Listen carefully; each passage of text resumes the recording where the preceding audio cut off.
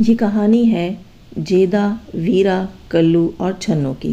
جیدہ، کلو اور چھنو کا تعلق پنجاب کے ایک گاؤں سے ہے، جبکہ ویرا پاس کے چک میں ہی رہتا ہے۔ جیدے کا اصل نام جاوید، کلو کا اصل نام وسیم، جبکہ چھنو کا اصل نام رخسانہ تھا۔ جیدہ اور کلو بچپن کے دوست تھے۔ جیدہ، کلو اور چھنو ایک ہی اسکول میں پڑھا کرتے تھے۔ چھنو جیدے سے 2 جماعت پیچھے کی طالب علم تھی۔ گاؤں کے سرکاری اسکول میں ماسٹر صاحب کبھی آتے تھے اور کبھی تو مہینوں اسکول کا رخ نہیں کرتے تھے، لیکن بچے اسکول پابندی سے جایا کرتے تھے، کیونکہ بچوں نے تو وہاں جا کر جب دیکھنا ہوتا تھا کہ ماسٹر صاحب موجود نہیں ہیں تو بچوں کے تو الگ ہی مزے ہو جاتے تھے۔ بچوں نے سارا وقت کھیلنا، کودنا، درختوں پر چڑھنا، موج مستی کرنا، یہ سب وہاں کی عام روٹین تھی۔ کاغذ کے جہاز بنا کر اڑانا، بارش ہو گئی ہو تو کاغذ کی کشتیاں بھی بنا لی جاتی تھی۔ خوب ہلا گلا رہتا چھٹی ٹائم تک، اور جیسے ہی چھٹی ہوتی سب اپنے اپنے گھروں کی طرف دوڑ جاتے۔ وقت اچھا گزر رہا تھا، لیکن تعلیم نام کی کوئی چیز ان بچوں کو میسر نہیں تھی۔ جیسے جیسے وقت گزرا، چھنو نے بھی جوانی کی دہلیز پر قدم رکھا۔ چھنو بلا کی خوبصورت تھی، اٹھتا قد، لمبی چوٹی، گورا چٹا رنگ۔ چھنو کو جو دیکھتا چھنو کا عاشق ہو جاتا۔ جاوید عرف جیدہ بھی چھنو کے سحر سے نہ بچ سکا۔ جیدے کی اکثر نظر جب چھنو پر پڑتی تو وہ کچھ اور دیکھنا بھول جاتا۔ جیدہ اپنی نظر چھنو سے ہٹانا بھول جاتا ہے، یہ صرف لوگ ہی نہیں محسوس کرتے تھے بلکہ چھنو بھی محسوس کرتی تھی۔ چھنو کی لاؤبالی عمر تھی۔ اس عمر میں اپنی خوبصورتی کا احساس ہونے سے پہلے اگر یہ احساس ہو جائے کہ آپ کو چاہا جا رہا ہے تو بچیاں بہک جاتی ہیں۔ اس سے پہلے کہ بچیوں کو اپنی قدر و قیمت کا پتہ چلے، ان کے انمول ہونے کو مٹی میں رون دیا جاتا ہے اگر وہ غلط ہاتھوں میں لگ جائیں تو۔ چھنو کا ابا اب چھنو کی بڑھتی عمر کو دیکھ کر اس کی ماں کو سمجھانے لگا کہ چھنو کا اب اسکول بند کروا دو۔ چھنو اب بڑی ہو گئی ہے، اسے گھر کے کام کاج میں لگا اور باہر زیادہ نہ آنے جانے دیا کر۔ چھنو کی ماں نے اپنے شوہر کی بات پر عمل کیا اور چھنو کا اسکول جانا بند کروا دیا، اور اب وہ گھر کے صحن میں جھاڑو کے علاوہ چھنو سے برتن، آٹا، سبزی کٹوانا، سارے چھوٹے چھوٹے کام کروانے لگی۔ کچھ دن تو چھنو نے چپ چاپ یہ کام کر لیے، لیکن اس کے بعد چھنو کا من باہر جانے کو للچانے لگا، اور چھنو کی سہیلیاں بھی اس سے ملنے آ جاتی تھی۔ چھنو بہانے بنا کر اپنی دوستوں کے ساتھ، سہیلیوں کے ساتھ باہر نکل جاتی۔ کبھی باغ میں پڑی پینگ جھولتی رہتی اور کبھی کھیتوں میں تتلیوں کی طرح اڑتی رہتی۔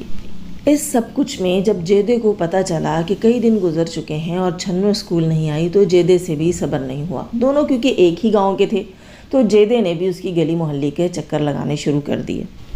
کلو اکثر جیدے کو رپورٹیں پہنچاتا رہتا تھا کہ آج چھنو اپنی سہیلیوں کے ساتھ باغ میں موجود تھی، آج چھنو اپنی سہیلیوں کے ساتھ کھیتوں میں اڑتی پھر رہی تھی۔ یوں جیدہ بھی چھنو کا پیچھا کرتے کرتے کبھی کھیت میں کبھی باغ میں موجود ہوتا تھا۔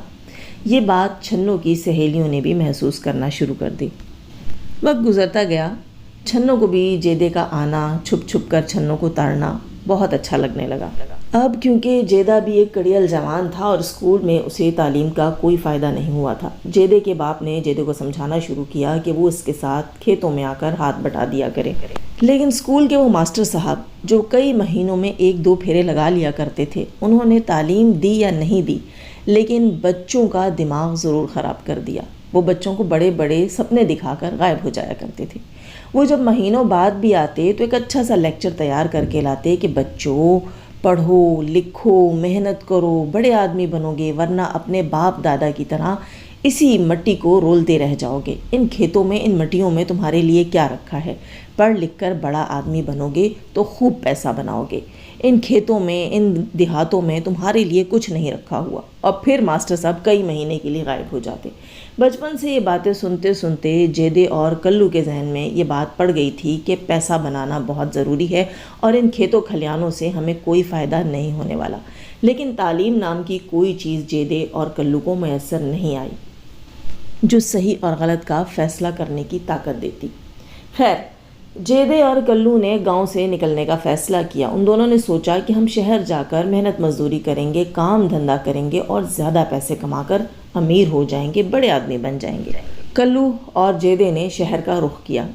شہر میں کچھ عرصہ گھومنے کے بعد چھوٹی موٹی محنت مزدوری کر لیتے، لیکن اس طرح ان کو پیسہ نہیں ملا جس طرح کے سپنے انہوں نے سنجو رکھے تھے۔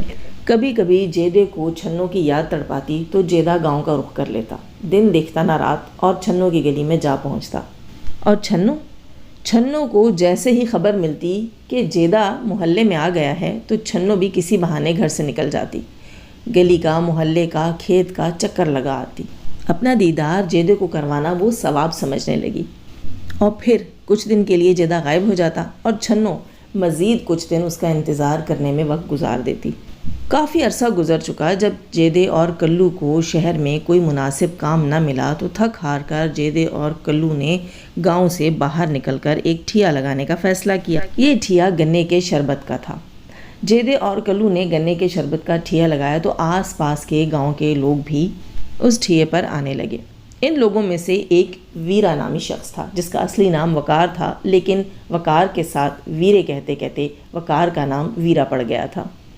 ویرا چھوٹی موٹی چوریوں میں ملوث تھا، یہ بات جیدہ اور کلو اچھے سے جانتے تھے۔ اکثر ویرا جیدے کے ٹھیے پر آتا اور ہزاروں کے نوٹ جیب سے نکالتا اور شربت وربت پی کر چلا جاتا۔ اس کے جیب میں پڑے اتنے نوٹ دیکھ کر جیدہ اور کلو سوچتے رہتے کہ ویرے کے کام میں بڑی کمائی ہے، ہم تو صبح سے شام تک اس کام میں خجل خوار ہو جاتے ہیں، اتنی محنت کرنی پڑتی ہے، تب کہیں جا کر شام کو 200-400 روپے جمع ہوتے ہیں، اور اس طرح تو لگتا ہے ہم کبھی کچھ نہیں کر پائیں گے۔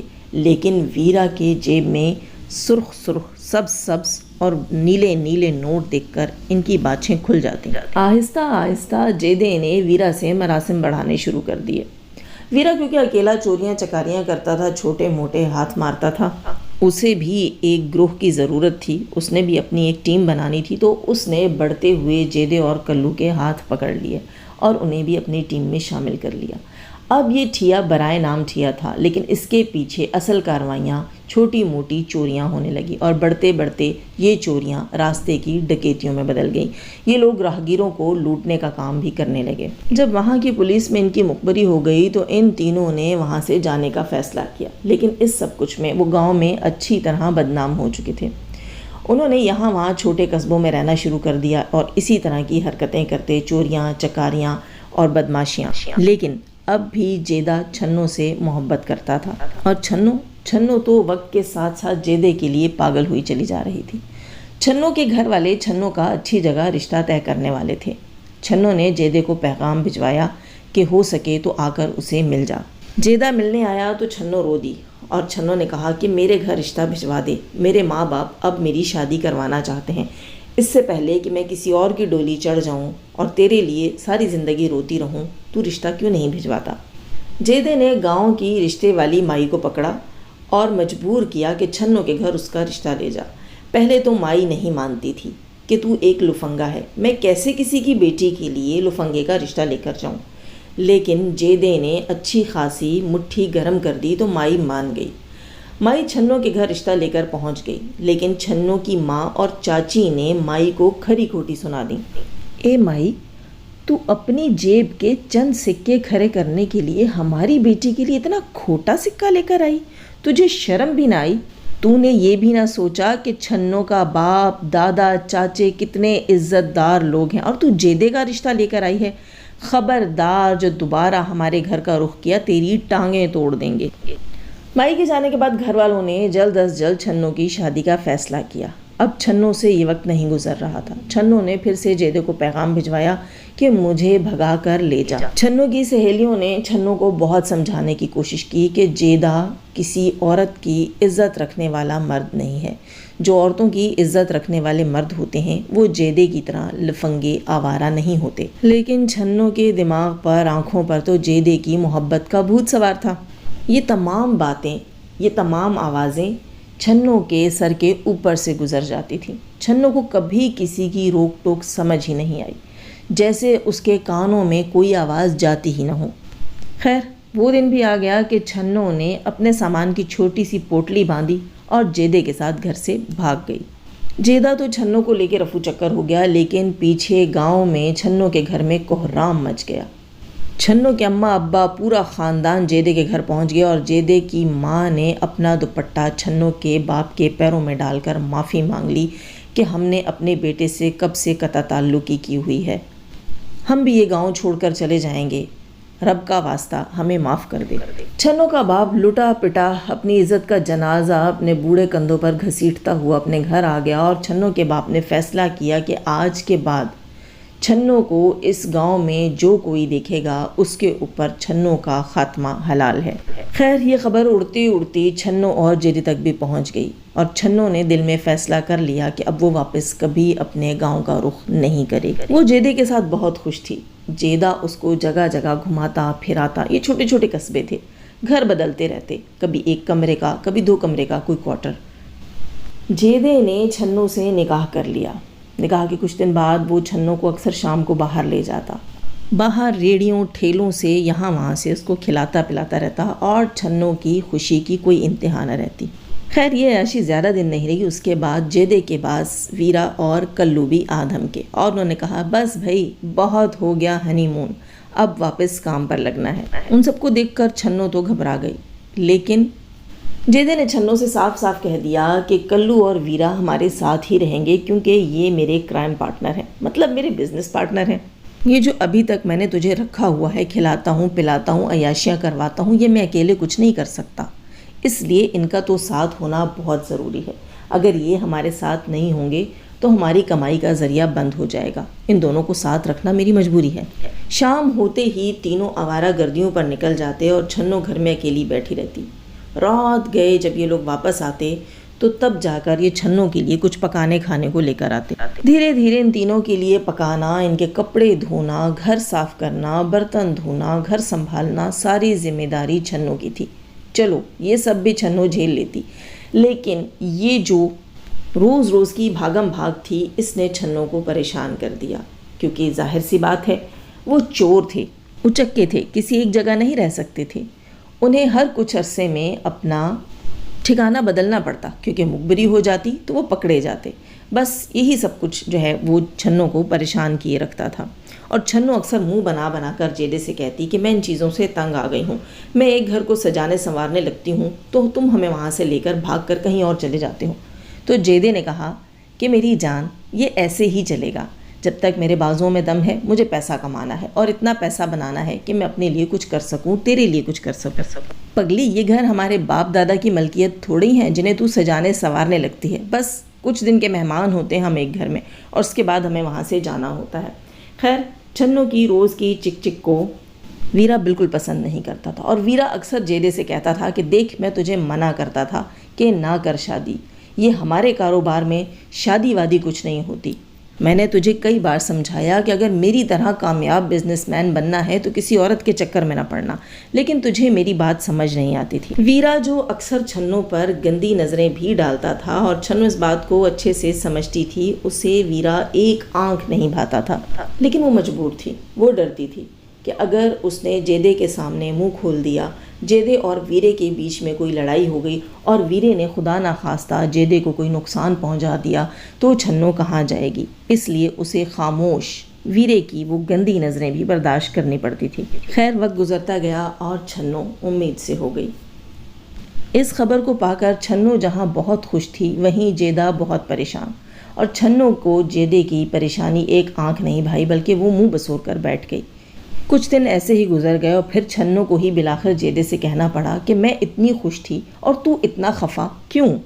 جیدے نے کہا اب مجھے لگتا ہے کہ واقعی تجھ سے شادی کر کے میں نے غلطی کی، میرے کاروبار میں عورت ذات کو لیے پھرنا ممکن نہیں ہے، اوپر سے تو امید سے ہو گئی ہے، اب اس حالت میں تجھے لے کر کہاں پھروں گا، میں نے تجھ سے شادی کر کے بہت غلطی کی تھی۔ اس دن چھنوں کو بہت دکھ ہوا، پوری رات چھنوں روتی رہی، لیکن اگلے روز چھنوں کی حالت دیکھ کر جیدے کو اس پر ترس آیا اور جیدے نے چھنوں کو منا لیا۔ زندگی چلتی رہی، اسی بھاگم دوڑم میں چھنوں کے ہاں ایک بیٹی کی پیدائش بھی ہو گئی۔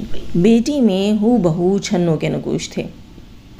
چھنوں بیٹی کو پا کر بہت خوش تھی، جبکہ جیدہ افسردہ تھا۔ جیدے کو یہ خیال تھا کہ شاید اس کے ہاں بیٹا پیدا ہو جائے تو اس کی زندگی بھی کچھ آسان ہو جائے گی، لیکن ایسا نہیں ہوا۔ اب تو جیدے کو چھنوں نری فٹیک ہی لگتی تھی، اپنے ساتھ اس کو لیے پھرنا، بچی کو ساتھ لیے پھرنا، یہ جیدے کے لیے دن بدن مشکل ہوتا چلا جا رہا تھا۔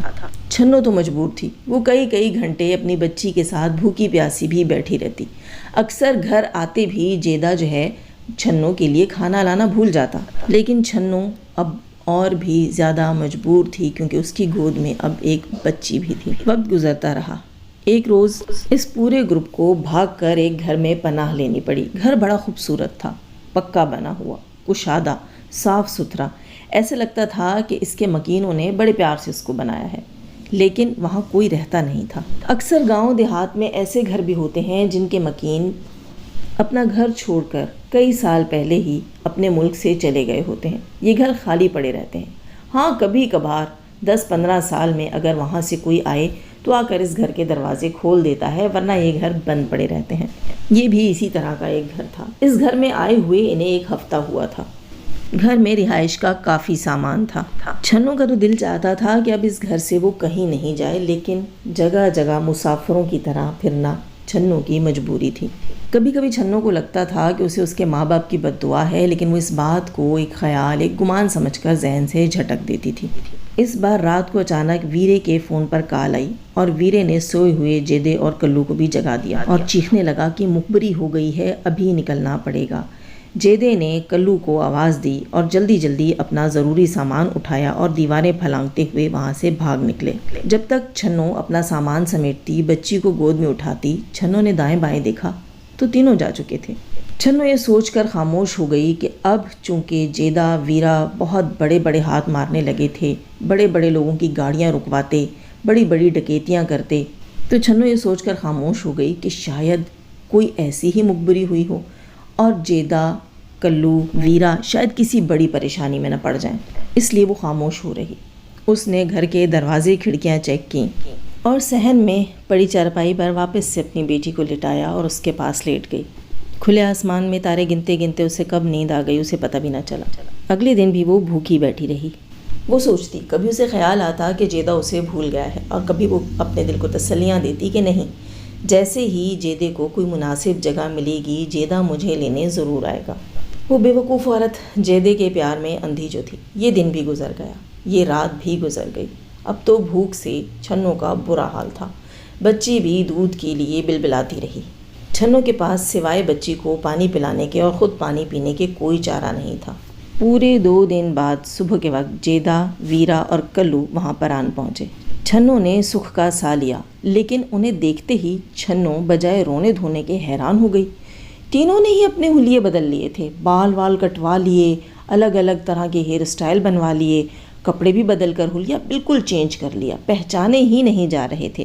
جیدے نے بتایا کہ یہ بہت ضرورت تھی، ان کے خلاف بہت بڑی مخبری ہو گئی تھی اور یہ سب کرنا مجبوری تھی۔ خیر چھنو جو خفا تھی، جیدے نے اس کو منا لیا تھا۔ جیدہ اس کے لیے کھانے پینے کا تھوڑا بہت سامان بھی لے کر آیا تھا اور اسے کہا کہ تو جلدی سے کچھ کھا پی لے، پھر یہاں سے چلتے ہیں۔ ویرا بولا، ارے کہاں چلتے ہیں، کیسے چلتے ہیں؟ ایسے ہم چھنو کو اپنے ساتھ نہیں لے جا سکتے، اس کا حلیہ بھی بدلنا پڑے گا۔ جیدے نے کہا، اس کا حلیہ ہم کیسے بدلیں گے؟ ویرے نے کہا، آئیڈیا ہے میرے پاس۔ جیدے نے چھنو سے کہا، اچھا ٹھیک ہے، تو کچھ کھا پی لے پھر دیکھتے ہیں۔ ویرے نے کہا، یہ کھاتی پیتی رہے گی، پہلے اس کا حلیہ تبدیل کر، اگر یہاں پولیس آ گئی تو ہم کیا کریں گے؟ جیدے نے کہا، اچھا بتا کیا کرنا ہے؟ ویرے نے کہا، وہی کرنا ہے جو ہم نے اپنے لیے کیا، مطلب یہ کہ اس کی ٹرینڈ کرنی پڑے گی۔ کیا بکواس کرتا ہے یار؟ جیدے نے گھور کے ویرا کو دیکھا۔ ویرا نے کہا، ہمارے پاس اور کوئی چارہ نہیں ہے جیدے، میں نے تجھے سمجھایا تھا کہ نہ کر شادی، اب تجھے یہ سب کرنا پڑے گا جو میں تجھے کہہ رہا ہوں، ورنہ تیرے ساتھ ہم بھی مارے جائیں گے۔ جیدہ مجبور ہو گیا۔ چھنو نے شور مچانا شروع کیا کہ نہیں، ایسا کچھ نہیں کرو گے۔ جیدے نے چھنو کو آنکھیں دکھائیں اور خاموش رہنے کا اشارہ کیا۔ چھنو ڈر کے مارے خاموش ہو کر بیٹھ رہی۔ ویرے نے اپنی جیب سے اسرا نکال کر جیدے کی طرف بڑھایا اور کہا، لے یہ مبارک کام اپنے ہاتھوں سے کر لے، اور کلو کو اشارہ کیا کہ میرے ساتھ مل کر چھنو کو پکڑ۔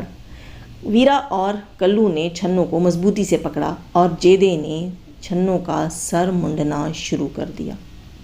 چھنو روتی رہی، چیختی رہی کہ جیدے میں برقع پہن لوں گی، جیدے میں کچھ اور کر لوں گی، جیدے یہ ظلم نہ کر۔ لیکن جیدہ اس وقت کسی کی نہیں سن رہا تھا۔ اس نے جلدی اسرا پھیر کر چھنو کی ٹینڈ کر دی۔ کلو تو خاموش تماشائی بنا رہا، لیکن ویرا مسلسل ہنستا رہا۔ جیسے ہی چھنوں کی سر کے سارے بال اتر گئے، ویرے نے زوردار قہقہہ لگایا اور جیدے سے کہا، یہ لے، اب دیکھ کیسی لگتی ہے تیری گنجی محبت۔ یہ وہ لمحہ تھا جب چھنوں کے دل کے دروازے، کھڑکیوں، روشن دانوں، یہاں تک کہ دراڑوں سے بھی جیدے کی محبت نکل کر بھاگ گئی۔ کچھ لوگ کسی کے سمجھانے پر نہیں سمجھتے جب تک انہیں خود ٹھوکر نہ لگے۔ چھنوں ان لوگوں میں سے ایک تھی، اور آج چھنوں کو یقین ہو گیا تھا کہ واقعی اسے اس کے باپ کی بد دعا لگی ہے۔ اب چھنوں نہ چیخ رہی تھی نہ چلا رہی تھی، چھنوں بالکل خاموش بیٹھی ہوئی تھی۔ ایسا لگ رہا تھا جیسے اس کی بے جان آنکھوں سے آنسو جا رہے ہوں۔ جیدہ اور ویرا ہنس ہنس کر اس کے چیزے لے رہے تھے۔ کلو ایک طرف جا کر چارپائی پر بیٹھ کر یہ سارے نظارے خاموشی سے دیکھتا رہا، اور چھنوں صرف اور صرف آنسو بہا رہی تھی، خاموش ماتم کر رہی تھی۔ جیدے نے چھنوں سے کہا، چل اٹھ، اب نہا کر کچھ کھا لے اور نکلتے ہیں یہاں سے۔ جیدے نے ایک لمحے کے لیے بھی نہ سوچا تھا کہ میں جو چھنوں کے ساتھ کرنے جا رہا ہوں، اس کے بعد کیا وہ کچھ کھا پائے گی۔ 3 دن کی بھوکھی چھنوں کو اس نے ایک لقمہ نہیں اتارنے دیا اور اس کا یہ حال کر دیا، وہ بھی ویرا کے کہنے پر۔ چھنوں کے اندر بڑی ٹوٹ پھوٹ چل رہی تھی۔ اتنے میں بچی نیند سے اٹھ گئی اور اس نے رونا شروع کر دیا۔ چھنوں نے بچی کو گود میں اٹھایا اور کمرے میں چلی گئی۔ سب کو لگا کہ یہ بچی کو دودھ پلانے گئی ہے۔ چھنوں تھوڑی دیر کمرے میں بیٹھی رہی، اس کے بعد اس نے کمرے میں پڑا پیٹرول اٹھایا جو کہ وہاں موجود جنریٹر کے لیے رکھا ہوا تھا۔ وہ پیٹرول اس نے کمرے میں چھڑکا۔ وہ کمرہ اس گھر کا بیٹھک تھا، اس کا ایک باہری دروازہ بھی تھا۔ چھنوں نے اپنے سر کو ایک دوپٹے سے لپیٹ لیا، اپنے کندھوں پر چادر اوڑھی، اپنی بچی کو گود میں اٹھایا اور اس دروازے سے باہر نکل گئی، اور گلی میں کھڑے ہو کر اس نے ایک ماچس کی تیلی جلائی اور اس کمرے میں پھینک دی۔ کمرے میں ایک دم آگ بھڑک اٹھی۔ چھنوں تو دوسرے دروازے سے بھاگ چکی تھی، لیکن اس طرف صحن میں بیٹھا جیدہ بھڑکتی ہوئی آگ کو دیکھ کر چیخنے لگا اور آگ میں کودنے کی کوشش کرنے لگا۔ وہاں ویرے اور کلو نے جیدے کو سنبھال لیا۔ گھر میں بے تحاشا آگ لگ گئی۔ ویرے اور کلو نے جیدے کو پکڑا اور جلدی جلدی وہاں سے بھاگ گئے کہ اس سے پہلے لوگوں کا ہجوم جمع ہوتا ان کا بھاگنا بہت ضروری تھا۔ ویرے نے جیدے کو سمجھا دیا کہ تیری بیوی اور بچی اس آگ میں جل کر مر گئے ہیں، تجھے تو شکر کرنا چاہیے کہ تیری اس مصیبت سے جان چھوٹ گئی۔ گلی کی دوسری طرف سے نکلتی ہوئی چھنوں یہ سمجھ چکی تھی کہ جیدے سے شادی کرنا اس کی زندگی کی سب سے بڑی غلطی تھی۔ یہ 2-3 سال جو اس نے جیدے کے ساتھ گزارے، یہ اس کی زندگی کے بربادی کے سال نہیں تھے۔ اصل بربادی تو اب شروع ہوگی جب وہ اپنے گاؤں، اپنے ماں باپ کے پاس بھی واپس نہیں جا سکتی، اور اس چھوٹی سی بچی کے ساتھ اسے اپنی اس گنجی محبت کا لاشا بھی گھسیٹنا ہے جو جیدے نے اسے تحفے میں دی تھی۔ بھوکے پیٹ گلیوں میں رلتی ہوئی چھنوں اب سمجھی تھی کہ غیرت کے بغیر محبت گنجی ہوتی ہے، اور گنجی محبت کسی کو پسند نہیں۔ محبت کے لیے غیرت ہونا بہت ضروری ہے۔ غیرت کے بنا محبت کی تمام خوبصورتی مٹی میں مل جاتی ہے۔ اب یہ پہاڑ جیسی زندگی چھنوں اور اس کی بیٹی کو اپنے بلبوتے پر گزارنی تھی۔ وہ چھنوں جس کے پاس نہ تعلیم تھی، نہ رشتے، نہ پیسہ، نہ محبت، کچھ بھی نہیں۔ چھنوں نے ٹھیک کیا یا غلط، اپنی رائے کا اظہار ضرور دیجیے گا، لائک ضرور کیجیے گا، سبسکرائب نہیں کر رکھا سبسکرائب کیجیے گا۔ اللہ حافظ۔